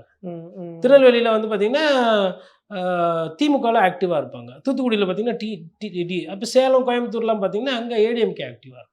அப்போ எதனால் அந்த கூட்டணியே முடியாமல் சீட் ஷேரிங் முடியாமல் வாங்குறாங்கன்னா ஃபஸ்ட்டு வாங்கி அது ஒரு ப்ராசஸ் தானே. ப்ராசஸ் வாங்கி வச்சுட்டு அதுக்கு ஒரு கமிட்டியை போட்டு அதாவது கட்சியை ப்ராப்பராக நடத்துகிற மாதிரி ஒரு ஒரு ஒரு தோரணை அது பண்ணணும். இல்லைன்னா அப்போ ஒரு முறை இல்லாமல் போயிடுது இல்லை. ஒரு நேர்காணல்ன்றது என்ன கேட்டால் அது நேர்காணலில் ஒரு பெரிய தப்பு நடக்குதுங்க. என்னென்னா ஒரு 10,000 மனு அப்படின்னா அதில் வந்து ஒரு 5,000 பேர் தான் இருப்பாங்க. நான் சொன்ன மாதிரி 2 மனு கட்டியிருப்பாங்க, ரைட்டுங்களா? அப்போ 5,000 மேபி மாவட்ட செயலருக்கு. இப்போ நீங்கள் திமுகவில் வந்து ஒரு 10,000 பேர் இதேமாதிரி மனு கட்டுறாங்கன்னா திமுகவில் வந்து 3,000 பேர் தான் இருப்பாங்களே. ஏன்னா 3 இருக்க கனிமொழி வந்து தேர்தல் நிற்கிறவங்க கூட விருப்ப மனு கட்டுவாங்க. அவங்க நாடாளுமன்ற உறுப்பினராக இருக்காங்க, இல்லை ரீஜனல் பாலிடிக்ஸ் வரணும்னு. அதை நீங்கள் போய் மறுக்க முடியாது. அது கட்சியில் அவங்களோட ஆசை. இன்றைக்கி பிறந்த நாள் அதனால கூட ஒரு போய் சொல்லிட்டு வந்திருப்பாங்க, அக்கா நீங்கள் வந்து தூத்துக்குடியில் இல்லைங்க, திருநெல்வேலியில் இல்லைங்க அப்படி. அப்போது அந்த ஒரு 3,000 பேரையோ இல்லை அந்த 5,000 பேரையோ 5 நாளில் பார்த்து முடிக்கணும், 10 நாளில் பார்த்து முடிக்கணுன்ற மாதிரி தலைமை வந்து நினைக்கும். அதை இன்னும் ஒரு 15 நாள் 10 நாள் வந்து வச்சு யார் எந்த ஊர்லேருந்து வரீங்க என்ன அது பொறுமையாக பண்ணணும். ஏன்னா அவர்கள் ஆசையை தாண்டி நீங்கள் எல்லாருக்கும் சீட்டு கொடுக்க போகிறது கிடையாது. அட்லீஸ்ட் வரவங்களை ஒரு கண்ணியமாக உட்கார வச்சு, ஏன்னா அன்றைக்கி தான் ஒரு பொது செயலாளர்கிட்டையோ இல்லை கட்சியினுடைய முன்னணி தலைவர்கிட்டையோ மனம் விட்டு பேச முடியும். அந்த 10,000 15,000 பணம் கட்டிட்டு எனக்கு தகுதி இருக்குன்னு நம்பி அவங்க வராங்க. அப்படி தகுதி இருக்குன்னு நம்பி வரவங்களை ஒரு 4-5 கேள்விகள் கேட்டு அவங்களுக்கு ஒரு சிலர்கள் புரிய வச்சு நாங்கள் என்ன எதிர்பார்க்குறோம் வேட்பாளர்கிட்ட, வேட்பாளரை நீங்கள் என்ன பண்ணணும் போது இப்போ அதை வந்து ஒரு பாண்டை க்ரியேட் பண்ண முடியும். அப்போவே கூட சொல்லிடலாம். அதுவும் சொல்லுவாங்க வழக்கமாக என்ன சொல்லுவாங்கன்னா, இன்னொன்று எதுக்கு இதெல்லாம் முன்னாடியே பண்ணுறாங்கன்னா இதில் வந்து ஒரு அந்த ஆசையாக வர தம்பி இருக்காங்க இல்லையா, அவர்கிட்ட அந்த தம்பியோ தங்கைக்கிட்டேயோ இல்லை அக்கா கிட்டேயோ இல்லை அந்த நபர்கிட்டயோ இந்த நம்ம நாயகன் படத்தில் வரும் இல்லையா, தென்பாண்டி சீமையிலே மான் போல வந்தவனை யார் அடித்தாரோ சோகப்பாட்டு, அந்த மாதிரி ஒரு டைலாக் ஒன்று வரும். தலைமை முடிவு பண்ணோம், தலைமை யாருக்கு சீட்டு கொடுத்தாலும் கூட்டணிக்கு கொடுத்தாலும் ஒர்க்கு பண்ணணும், அதனால் சீட்டு வந்து உறுதி கிடையாது நேர்காணல்னால அப்படின்போது அப்போ தான் இந்த நெஞ்சு லைட்டாக வலிக்கும். இன்னும் வயசான மாவட்ட செயலர் வயசு ரொம்ப நாளாக இருக்கிற நிர்வாகினா இன்னும் கஷ்டமாக இருக்கும். அப்போ இந்த வருஷம் போச்சா சோனமுத்து போச்சா அப்படின்ற மாதிரி ஒரு ஜோக்கு அதெல்லாம் ஓடும் பேக்ரவுண்டில், அதெல்லாம் நடக்கும். அது என்னன்னா அது ஒரு முறை, அது ஒரு சம்பிரதாயம், அது பண்ணி தான் ஆகணும். அதை கொஞ்சம் அது ரொம்ப ஆக்சுவலாக ரொம்ப சென்சிட்டிவான ஒரு கலந்துரையாடல், அது சென்சிட்டிவான ஒர்க்கு, அதை கொஞ்சம் ஒழுங்காக பண்ணணும். ஆக்சுவலி இப்போ ஏடிஎம்கேல முன்னாள் அமைச்சர்கள் சிவி சண்முகம், ஆஃபா பாண்டியராஜன், செல்லூர் ராஜெல்லாம் அவங்க தொகுதி தோல்வியடைய வாய்ப்பு இருக்குன்னு வேற தொகுதியை நோக்கி போகிறதா செய்தி வந்தது. அவங்க விருப்ப மனுவில் அந்த மாதிரி தாக்கல் பண்ணதா? முன்னாள் அமைச்சர்களுக்கே அந்த பயம் இருக்குதா? அந்த சூழல் தான் இருக்கா? சிவி சண்முகம் அவர்களுக்கு வந்து பார்த்தீங்கன்னா விழுப்புரத்தை பொறுத்தவரை ஒரு பெக்யூலியர் கேஸுங்க.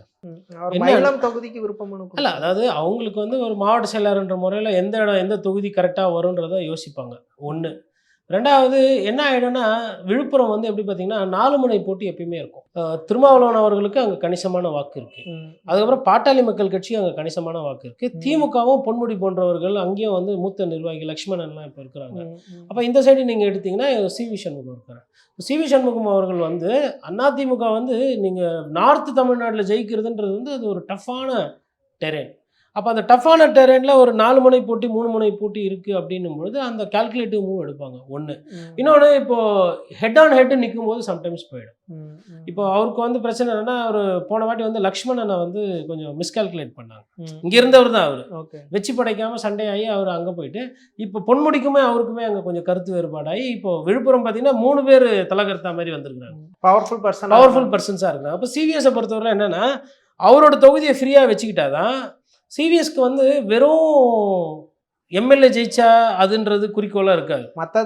மொத்த விழுப்புரத்தையும் ஜெயிச்சு கையில் கொடுத்துட்டது அப்போ அவருக்கு ஒரு தோரணையாக இருக்கும். அப்படி செஞ்சுருக்கிறாரு கடந்த காலத்தில். ஸோ அந்த விட்டதை திருப்பி பிடிக்கணும்னு பார்க்கும்போது ஒரு சுலபமான தொகுதி இருந்ததுன்னா தன்னோட வேலையை கொஞ்சம் கம்மியாக ஃபோக்கஸ் பண்ணிட்டு மற்ற இடத்துல போய் ஆடணுன்ற மாதிரி பார்ப்பாங்க. இது வந்து வைத்திலிங்கத்துக்கும் ஒரு காலத்தில் ஆச்சு. ஒருத்த நாடு அவர் ஃபோக்கஸ் பண்ணாமல் மற்ற இடம்லாம் ஃபோக்கஸ் பண்ணி ஒருத்த நாடு தோத்தார். ஆனால் ஒரு சில அப்போ வந்து தஞ்சாவூர், அதுக்கப்புறம் உங்களுக்கு காமராஜர் அவங்களாம் வந்து அதுக்கப்புறமா தான் வராங்க ரெடி ஆகி. ஸோ அந்த மாதிரி ஒரு ரீஜனல் செட்ராப்புக்கு பெரிய செட்பேக் வரும். இப்போ உதாரணத்துக்கு வந்து சென்னையில் மண்டலம் வந்து ஜெயக்குமார் தூக்குறாரு போன வாட்டி. ஆனால் ஜெயக்குமார் கிட்ட எதிர்பார்ப்பு என்ன? வட சென்னையில் நல்லா பர்ஃபார்ம் பண்ணோம், கட்சியில் பார்த்தா அவரே தோத்து போகிறார். அப்போது இந்த மாதிரி வரும். இப்போது செல்லூர் ராஜு அவர்களை பொறுத்தவரைலாம் என்னென்னா, அவர் நீங்கள் மதுரையில் எங்கே போய் விட்டிங்கனாலும் அன்பாக பழகி வணக்கம் வச்சு பெரியவங்களை பார்த்தா காலில் விழுந்து என்னப்பா இப்படி பண்ணிடுறியப்பா, நல்லதாப்பா, என்னப்பா அப்படி இப்படி பேசி ஜெயிச்சுறாரு. அதனால் அவருக்கு தொகுதி மாறுறது ஒன்றும் பிரச்சனை கிடையாது. இன்னொரு எடுத்துக்காட்டு நீங்கள் மாஃபாய் பாண்டியராஜன் வந்து again another heavy weight. Nassar கூட போய் எடுத்துகிட்டு போய் விட்றீங்க ஆவடி.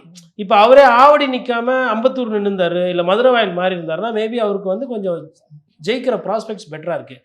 இல்லை அவரோட நேட்டு விருதுநகர் போய் நிற்கிறாருன்னா இன்னும் பெட்டராக இருக்கும், அவர் அந்த கனெக்ட் ஆவார். காரணம் என்ன, இன்னொன்று விருதுநகர் வந்து ஏடிஎம்கேக்கு வந்து கொஞ்சம் ஒரு ஒரு ஒரு செட்பேக் இருக்கிற ஒரு தொகுதி, அதாவது பெரிய அளவுக்கு இல்லை. காரணம்னா அங்கே திருச்சுழியில் வந்துட்டு இவர் தங்கம் தென்னரசு வந்து அன்மார்க்டு. அதனால் அவர் என்ன பண்ணுறாரு, அந்த விருதுநகர் அரசியலை வந்து தங்கம் தென்னரசை யாரும் சேலஞ்சே பண்ணுறது கிடையாது. இப்போ அதே மாதிரி திண்டுக்கல் எடுத்திங்கன்னா ஐபி வெரிசாமியை யாரும் சேலஞ்ச் பண்ணுறது கிடையாது. அப்போ அது நீங்கள் அதுதான் நான் சொல்கிறேன், இந்த பாலிடிக்ஸில் மார்க் பண்ணணும் பிளேயரை. நீங்கள் மார்க் பண்ணாமல் ஃப்ரீயாக விட்டிங்கன்னா அவங்களும் ஜெயிச்சு எல்லாரையும் ஜெயிக்க வைப்பாங்க. போன வாட்டி என்ன ஆயிடுச்சுன்னா, அந்த ஹெட் ஆன் கொலிஷனில் மாஃபாய் அடி வாங்கினார். அப்போ அவர் அந்த ஹெட் ஆன் கொலிஷன் வந்து நீங்கள் வெளியில் எடுத்துட்டு வேறு எதனா ஒரு தொகுதி போடும்போது அவரும் ஜெயிச்சுட்டு பக்கத்தில் மேபி அதனுடைய வெற்றி வந்து பக்கத்தில் இருக்கிற இடத்துக்கு ஒர்க் ஆகும். ஸோ அப்போ ஏன் தொகுதி மாறுறாங்க அப்படின்னா அது நிறைய காரணம் இருக்குது. அதாவது தோல்வி பயம் ஒன்று, ரெண்டாவது வெற்றி வாய்ப்பு அது 2, இன்னொன்று அங்கே போய் நிற்கும் போது மற்ற விஷயங்கத்தில் ஃபோக்கஸ் பண்ணலாம் அப்படின்றது இருக்குது. இப்போ நீங்கள் சொன்ன அந்த கேரக்டர்ஸ் எல்லாமே பார்த்தீங்கன்னா ஒரு ப்ராமினெண்ட்டான ஃபேஸஸ். அவங்க வண்டி ஜெயிச்சா பத்தாது, அவங்க சார்பாக ஒரு 2-3 பேரை ஜெயிச்சுட்டு வந்தால் தான் அவங்களுக்கு உண்டான அங்கீகாரம் கட்சியிலையும் இருக்கும். அப்போ தான் ஆட்சி வரும், இல்லைன்னா ஆட்சி வராது. ஓகே சார், தமிழ்நாடு அரசியல் குறித்து பல விஷயங்களை ரொம்ப விரிவாக பேசுனீங்க. நன்றி. நன்றி சார். கரூர் ஸ்டாம்பீடு இது என்கொயரி வந்து சிபிஐ வேகமாக பண்ணிட்டு இருக்காங்க. ஆக்சுவலி சார்ஜ் ஷீட்டில் விஜய் பேர் வரலாம்னு ஒரு வாய்ப்பு இருக்குன்ட்டு செய்திகள் வருது. ஆனால் இந்த நேரத்தில் நயனா நாகேந்திரன் என்ன சொல்கிறாங்கன்னா, 41 பேர் இறந்ததுக்கு செந்தில் பாலாஜி தான் காரணம்னு ஒரு பெரிய அக்யூசேஷன் வைக்கிறாரு. அது எப்படி, அது பிஜேபியில் இருந்துட்டு இப்படி பேசும்போது அது என்கொயரியை டிஸ்டர்ப் பண்ணுமா, இல்லை அந்த அலிகேஷன் கரெக்டாக? முதல்ல இல்லை, அலிகேஷன் அது தப்புங்க. அதாவதுங்க, செந்தில் பாலாஜி அவர்கள் வந்து நீங்கள் எதில் அவரை குறை சொல்லணுமோ அதில் பண்ண மாட்டேன்றீங்க. 10 ரூபா பாட்டில் வாங்குறாரு, அவர் மேலே தப்பு இருக்குது, அப்புறமா வாங்கினார்னா அதில் வந்து விசாரணை பண்ணி சட்டத்துக்கு முன்னாடி நிறுத்துறதுக்கு நம்மளால் முடியல. சும்மா காட்டியும் வெளியில் விட்டு பயமுறுத்திட்டு இருக்கிற வேலை இது ஒன்று. ரெண்டாவது, விஜய் அவர்களை வந்து பிஜேபி என்ன நினைக்கணும்னா, இப்போ எதுக்கு நம்ம டிஸ்டர்ப் பண்ணிக்கிட்டு இருக்கட்டும், ரிசல்ட்டுக்கு அப்புறம் நம்ம அதுக்கேற்ற மாதிரி பார்த்துக்கலாம் அப்படின்ற அந்த ஒரு எண்ணம். ஏன்னா எடப்பாடி பழனிசாமி எந்த அளவுக்கு ரிலை பண்ணுறது தெரியாது. ஒரு தனி மெஜாரிட்டியில் வந்துட்டு அதுக்கப்புறமா எதனா ஒரு பொசிஷன் எடுத்துகிட்டு திருப்பி இன்னொரு அதிமுக பழைய நிலைமைக்கு போயிடுச்சுன்னா, அதிமுக பழைய நிலைமைக்கு போகக்கூடாது. அது பிஜேபிக்கு உள்ளுக்குள்ளே ஆழ் மனசில் இருக்குது. அப்போ அந்த உறவாடி கெடுக்கிற அந்த தன்மை தான் இங்கே பிரச்சனையாக இருக்குது எல்லா கூட்டணியிலையுமே. அப்போது காங்கிரஸ் இப்போ அதை தான் பண்ணிக்கிட்டு இருக்கிறாங்க. அப்போது இந்த மாதிரி சூழ்நிலையில் விஜய் அவர்கள் மீது சட்டப்படி அல்லு அர்ஜுன் மீது நீங்கள் நடவடிக்கை எடுத்தாங்க. அங்கே அப்போல்லாம் வந்து யாரும் எதுவும் பேசலை, சொல்லு வரல, சிபிஐக்கு மாற்று, அங்கே மாற்று, இங்கே மாற்றலாம் வரல, முடிஞ்சுது. ஆனால் இந்த கேஸ் இவர் அரசியல் கட்சி நடத்துறதுனால இது சிபிஐ வரலாம் போகும். சரி, சிபிஐக்கு போச்சு, எவ்வளோ நாள் ஆச்சு சம்பவம் நடந்தது, இன்னும் சார்ஜ் ஷீட்டு கூட போடலையே, வெக்கமாக இல்லை உங்களுக்குலாம்? நான் ஏன் அதை கேட்குறேன், இவ்வளோ கோபமாக நான் இப்போ இது நன்றி உபய இந்த வார்த்தையை வந்து நான் எச் ராஜா சார்கிட்ட இருந்தால் கற்றுனது. அவர் தான் இது அழகாக சொல்லுவார், வெக்கமாக இல்லையா அப்படின்னு கேட்பார். என்ன கேட்குறேன்னா, செத்ததை பார்த்தோம், குடும்பங்க நாசமானதை பார்த்தோம். அப்போ இதுக்கு பின்னாடி யாரோ இருக்காங்க, அது யார் இருக்கிறாங்க என்ன ஏதுன்றது இது ஏன் வேலை கிடையாது. எனக்கு தெரிஞ்ச ஒரு 2 உண்மை என்னன்னா, விஜய் சார் லேட்டாக போனது ஒரு பிரச்சனை, விஜய் சார் கூட்டத்தை கூட்டின்னு போனது 2வது பிரச்சனை. அது பிரச்சனை, அதுதான் காரணமா இல்லை வேறு எதனா காரணமா அப்படின்றது தெரியாது. இல்லை ஒரு சில பேர் சொன்னாங்களே, கழுத்து திருவி போட்டாங்க, கத்தி வச்சு குத்துனாங்க, அவ்வளோ ட்ரோன் பறந்தப்போ அதெல்லாம் எப்படி வர்றேன்னு எனக்கு தெரியல. நான் அதுக்கும் போகலை. சார்ஜ் ஷீட்டு போடுறதுல ஒரு ஒரு ஒரு காவல்துறைக்கு இவ்வளோ நேரம் ஆகுதுன்னா நீங்கள் என்ன வேலை பார்க்குறீங்க? நான் இப்போ இதே வந்து இந்த மாதிரி கேஸில் எவ்வளோ நாளில் சார்ஜ் ஷீட் பண்ணணும் ஆக்சுவலி? சரி, அது வந்து என்னென்னா ஒரு ப்ராப்ளம் என்னென்னா, இன்வெஸ்டிகேஷன் லேட் ஆகுதுன்னு சொல்லி சட்டத்துக்கு முன்னாடி இருக்கிற ஓட்டையை வந்து யூஸ் பண்ணுவாங்க. இது ஓட்டை யூஸ் பண்ணுறதில்ல, இது எக்ஸ்ப்ளாய்ட் பண்ணுறது, இது ஏமாத்துறது. சம்பளம், இப்போ நீங்கள் சம்பளம் வாங்குறீங்க, நாளைக்கு என்ன பண்ண போகிறீங்க, நாளை நீங்கள் என்ன போகிறீங்கன்னு முதலாளிகிட்ட சொல்லணும்ல. இப்போ நான் வந்து ஒரு வேலை பார்க்குறேன், ஒரு சில நேரத்தில் வந்து ஒரு வழக்கறிஞராக டிராஃப்டிங்லாம் பண்ணி கொடுக்குறேன். அப்போ என் கிளைண்ட்டுக்கிட்ட நான் சொல்லுவேன், நான் இந்த தேதிக்குள்ளே டிராஃப்ட் முடிக்கிறேன் அப்படின்னு. ஆனால் எதுவுமே டைம் லைனே இல்லாமல் வக்கனையாக அரசியல் வியூகத்துக்கு ஏற்ற மாதிரி அரசியல் லாபத்துக்காக காலதாமதம் பண்ணுறீங்கன்னு நான் குற்றச்சாட்டு வைக்கலாம்ல. தீர்ப்பு தான் குற்றச்சாட்டு சொல்லக்கூடாது, நீதிமன்றம் சொல்கிறதா இல்லை. ஆனால் காவல்துறையோ இல்லை சிபிஐயோ இந்த விஷயத்தில் விஜயை பார்த்து பயந்து நடுங்குதுன்னு நான் எடுத்துக்குவா? உங்கள் வேலையை நீங்கள் செய்யறதுக்கு உங்களால் முடியல. இன்னும் ட்ரையல் இருக்குங்க. இதுவே இவ்வளோ லேட் ஆகுது. ஃபஸ்ட்டு எடுத்தோடனே இது லேட்டு, இதுக்கப்புறம் ட்ரையல் இருக்குது, எவிடன்ஸு பார்க்கணும், அப்புறம் மாறி மாறி வழக்கறிஞர்கள் வாதாடணும். அதுக்கப்புறம் ஒருவேளை தீர்ப்பு வந்தாலும் அதுக்கு அப்பீல் போவாங்க, அதை நாங்கள் ஏற்றுக்க மாட்டோன்னு.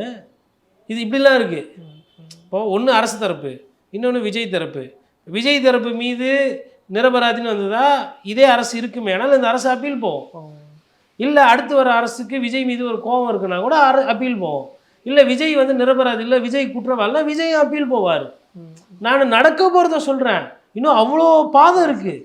ஆனால் நீங்கள் இந்த பஸ்ஸு வந்து நீங்கள் பிராட்வேலேருந்து எடுக்கிறீங்க, அந்த பஸ்ஸு வந்து திருவான்மையூர் போனோன்னா எவ்வளோ ஸ்டாப் இருக்குது. பிராட்வேலே பஸ்ஸை ஆன் பண்ணி பான்றது, கீரை போடுறது, ஹெட்லைட்டை போடுறது, இதே பாவலை தானே பண்ணி நிற்கிறீங்க. இப்போ தான் 3 பேரை விசாரணை பண்ணி முடிச்சுக்கிறீங்க. டெல்லி எங்கே இருக்குது? டெல்லி அண்டார்டிகா மேலே ஆகுது. இல்லை இவங்களாம் இதில் ஏறி நடந்து போய் மலை ஏறி போய் இது பண்ணோமா? எல்லாமே தாமதம். இந்த தாமதத்துக்கு பின்னாடி பெரிய அரசியல் ஒளிஞ்சிருக்கு. பிஜேபி ஏன் விஜயை டிஃபெண்ட் பண்ணுறதுல இவ்வளோ கான்சியஸாக இருக்காங்க? இவ்வளோ பெரிய அதுக்கு ஒரு 15 சீட்டு அவர் ஒரு வேளை ஜெயிச்சாரு, 10 சீட்டு வந்தது, எதனா தொங்கு இப்போ சட்டமன்றம் வந்து நான் ரெசார்ட் பாலிடிக்ஸ் பண்ணலாம்ல விஜய் வச்சு. பார்த்துக்க, இப்போ சொல்லு, வரியா உள்ள போறியா?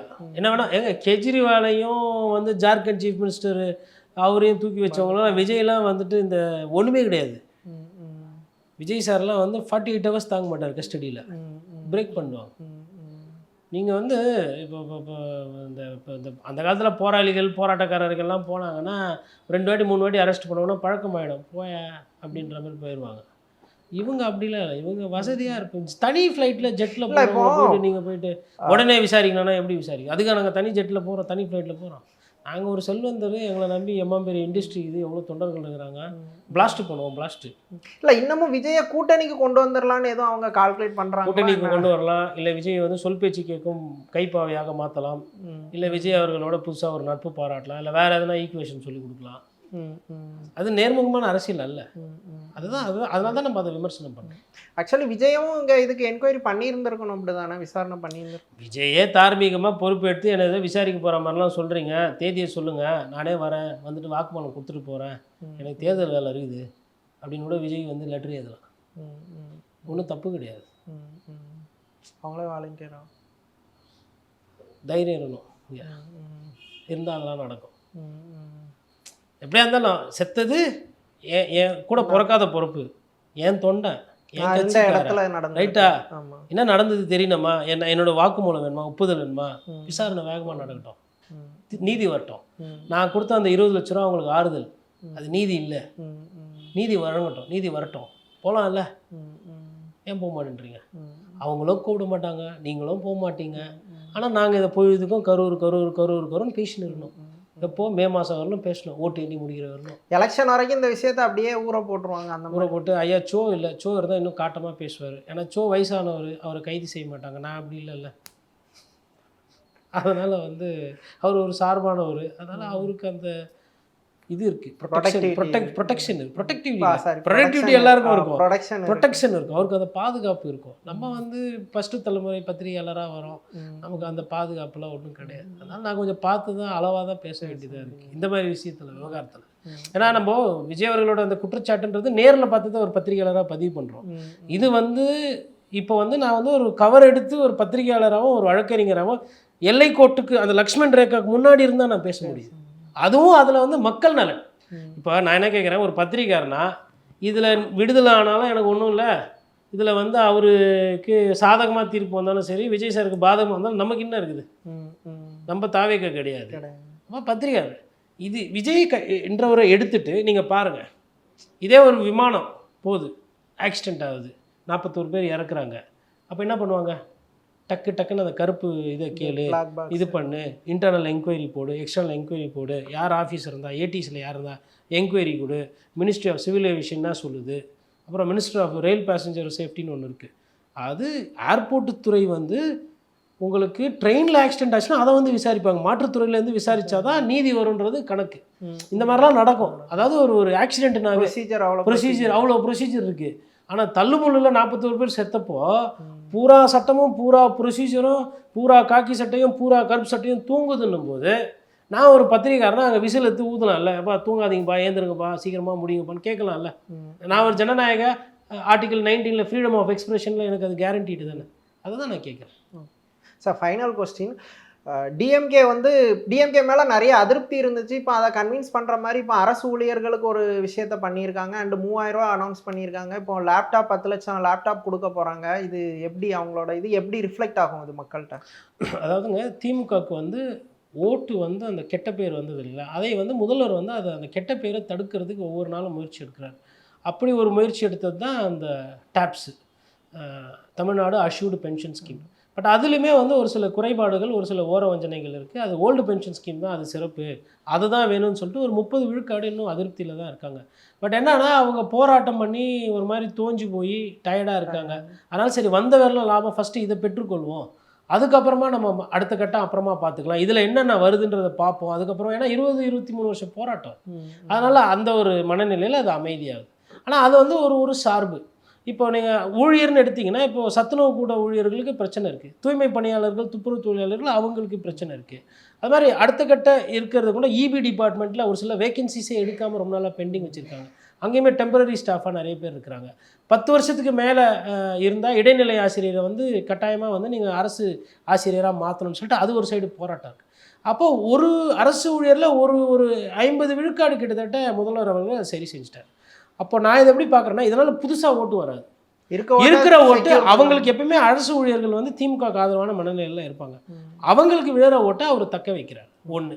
ரெண்டாவது, இப்போ மாணவர்களுக்கு லேப்டாப் அப்படின்றது உண்மையிலே அது ஒரு நல்ல திட்டம் தான். பட் அதில் என்ன ஒரு பிரச்சனை வரும்னா, ஒரு சில ஸ்டூடெண்ட்ஸ் கொண்டு கொடுத்துட்டு இந்த மற்ற ஸ்டூடெண்ட்ஸ்க்கு கொடுக்குவாங்களா இல்லை முன்னாடி போனவங்களுக்கு என்ன பண்ண போகிறாங்க அப்படின்றது தெரியல, அது பார்க்கணும். பட் உள்ளபடியே அந்த திட்டமும் வரவேற்கத்தக்கது. ஆனால் இவர் கொஞ்சம் கொஞ்சமாக சரி பண்ணிட்டு இருக்கும்போது காவல்துறை, 2 துறை ரொம்ப முக்கியங்க தேர்தலில். ஒன்று காவல்துறை, அவர்களோட அந்த கண்ணியமான ஆட்சியில் அது காவல்துறை சட்டம் ஒழுங்கு எப்படி இருக்குன்றது பார்ப்பாங்க. சட்டம் ஒழுங்கு சரியில்லைனாலும் ஆட்சிக்கு தலைவலி. ரெண்டாவது இபி டிபார்ட்மெண்ட்டு இபி பில்லு ஜாஸ்தி ஆகுது, இல்லை கரண்ட்டு ஃபெயிலியர், அடிக்கடி கரண்ட்டு போகுதுன்னா அதுவும் ஆட்சிக்கு தான். 3வது முக்கியமான டிபார்ட்மெண்ட் வந்து உங்களுக்கு உள்ளாட்சித்துறை, இந்த கவுன்சிலரு, இந்த கட்ட பஞ்சாயத்து, இது 3மே வந்து திமுகவுக்கு இன்னும் ஒரு சிக்கலில் தான் இருக்குது. இதை வந்து ஏன்னா கரண்ட் பில்லு நிறையவே ஏற்றிட்டாங்க. மாதம் 2 முறை நீங்கள் இப்போ எடுத்துகிட்டு வந்தீங்கன்னா, இப்போ ஜனவரி வந்துட்டீங்க, மாதம் 2 முறைனா எப்படி ஒரே ஒரு மாதம் சாம்பிள் கட்டுவீங்களா? மார்ச்சில் ஒண்டி 2 வாட்டி கட்டிக்க, மார்ச் ஏப்ரலில் 2 மாதம் கட்டிக்கங்க. இனிமேல்ட்டு நடைமுறைனா இப்போ ஜனங்களுக்கு வந்து அவ்வளோ திருப்தி வராது. இதெல்லாம் வந்து சொன்ன உடனே செய்யணும். அதாவது நபிகள் சொல்லியிருப்பாங்க, ஒரு உழைப்பாளி வந்து தன் வேர்வை காயறதுக்கு முன்னாடி ஊதியம் கொடுத்துன்னு சொல்லி இஸ்லாத்தில் சொல்லியிருக்கு. இப்போ எதுக்கு அது மாதிரி ஒரு கேட்கும்போது எவ்வளோ இனிமையான ஒரு சொல்ல, இது ஒரு வாக்கியம், எதுக்கு இதை வச்சுருக்குறாங்க? அப்போது நீங்கள் ஒரு சொன்னீங்கன்னா அந்த சொல்லை வந்து நீங்கள் காப்பாற்றணும். அப்போ அந்த சொல்லை தாமதப்படுத்துறதுன்றதுமே அது வந்து சரியில்லை. அது சட்ட ரீதியாக சொல்லும்போது ஜஸ்டிஸ் டிலேட் இஸ் ஜஸ்டிஸ் டினைடுன்னுவாங்க. அப்போ ஒரு நீதி என்பது அந்த நேரத்தில் கிடைக்கணும்.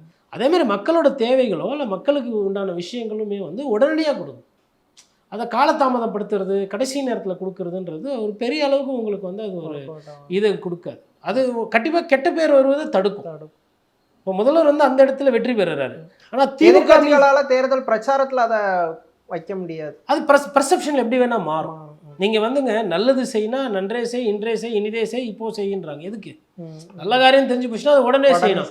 அது ஆற போட்டு உங்கள் வசதிக்கு உங்கள் தேவைக்கு எல்லாம் பண்ணுறதுன்றது இல்லை. அப்போ என்ன ஆகுனா உங்களுக்கு அந்த 100% ரிசல்ட் கிடைக்கும். ஓகே சார், தமிழ்நாடு அரசியல் குறித்து பல விஷயங்களை ரொம்ப விரிவாக பேசுனீங்க. நன்றி.